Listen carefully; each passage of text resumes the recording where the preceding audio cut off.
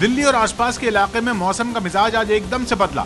दिल्ली में पहले काले बादल छाए, फिर तेज बारिश हुई तो जगह जगह ट्रैफिक रुक गया और लोग दुकान दफ्तर से अपने घर बहुत देर से पहुंच रहे हैं। शाम होते ही दिल्ली और इसके आसपास के इलाके में झमाझम बारिश होनी शुरू हो गई। इनर सर्कल जो कनॉट प्लेस का है वो जाम हो गया है। जितनी तेज बारिश हुई उसके बाद कनॉट प्लेस के इस आउटर सर्कल पे किस कदर पानी इकट्ठा होता जा रहा है। दिल्ली के आईटीओ का ये इलाका है, लगभग 1 से 1.5 फुट से ज्यादा पानी भर गया है।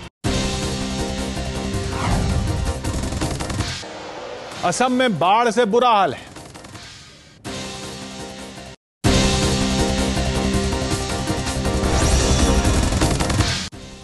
असम में ब्रह्मपुत्र नदी उफान पर है। 10 जिले बाढ़ की चपेट में हैं। करीब 38,000 लोग बाढ़ से प्रभावित हैं। करीब 300 गांव में बाढ़ का पानी घुस गया है। I don't say it is very critical, but there are certain areas, yes, Dhamaji, 2-3 states, but not critical. Just now he is inquired about it. How is the flood situation? I say there are few districts. Still, we can manage it. 3 धाम तो 30 सितंबर से खुलेंगे, लेकिन केदारनाथ का पता नहीं अभी।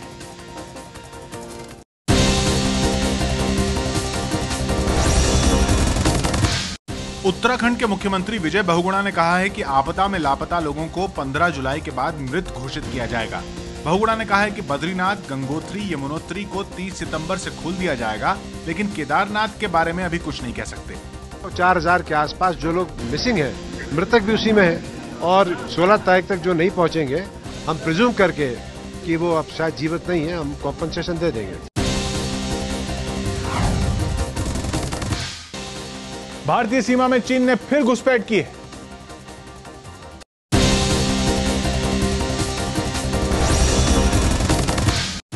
फिर घुसपैठ करते हुए लद्दाख के चुमार सेक्टर में चीनी सैनिकों ने भारतीय सेना के बंकरों को तोड़ दिया और निगरानी के लिए लगाए गए कैमरों को भी तोड़ डाला। घटना 17 जून की है। खुलासा अब हुआ है, अप्रैल में चीन ने दौलत बेग ओल्डी सेक्टर में घुसपैठ की थी।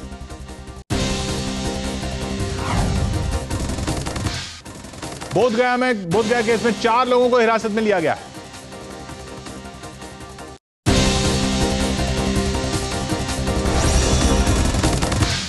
बोधगया ब्लास्ट केस में पटना पुलिस ने एक महिला समेत 4 लोगों को हिरासत में लिया है। इन 4 लोगों ने सुबह 3 बजे गया के एक होटल में चेक इन किया था और सुबह 6 बजे चेकआउट किया था। सीसीटीवी फुटेज को देखने के बाद इनको हिरासत में लिया गया है।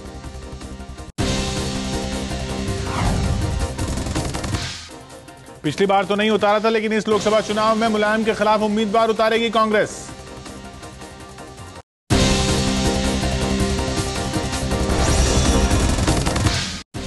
उत्तर प्रदेश में कांग्रेस ने लोकसभा चुनाव में मुलायम के खिलाफ मैनपुरी सीट पर उम्मीदवार उतारने का फैसला किया है। पिछली बार कांग्रेस ने उम्मीदवार नहीं उतारा था। मुलायम सोनिया के खिलाफ उम्मीदवार नहीं उतारने का ऐलान कर चुके हैं।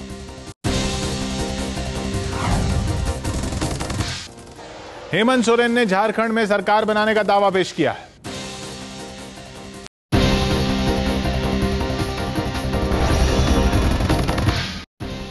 झारखंड में जेएमएम ने सरकार बनाने का दावा पेश कर दिया है। शाम को जेएमएम के नेता हेमंत सोरेन ने रांची में राज्यपाल डॉक्टर सैयद अहमद से मुलाकात की और उन्हें कांग्रेस, आरजेडी और कुछ निर्दलीय मिलाकर कुल 43 विधायकों के समर्थन का पत्र सौंपा। झारखंड में फिलहाल राष्ट्रपति शासन है, जिसकी मियाद 18 जुलाई को खत्म हो रही है।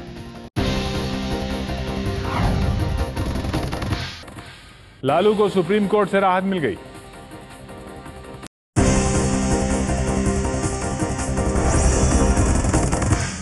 चारा घोटाला केस में आरजेडी अध्यक्ष लालू प्रसाद यादव को सुप्रीम कोर्ट से राहत मिली है। सुप्रीम कोर्ट ने रांची सीबीआई कोर्ट के फैसला सुनाने पर फिलहाल रोक लगा दी है।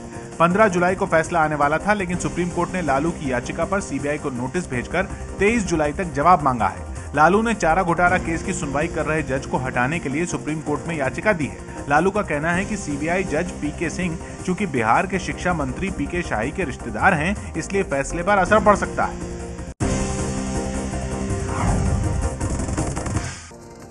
सोलर पैनल घोटाले को लेकर केरल में हंगामा मचा हुआ है।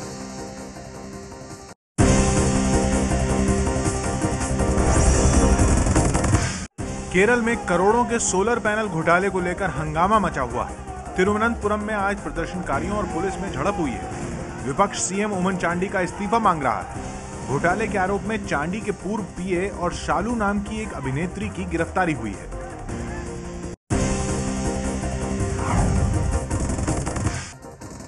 दिल्ली मेट्रो पर सीसीटीवी फुटेज को लेकर गंभीर आरोप लगे हैं।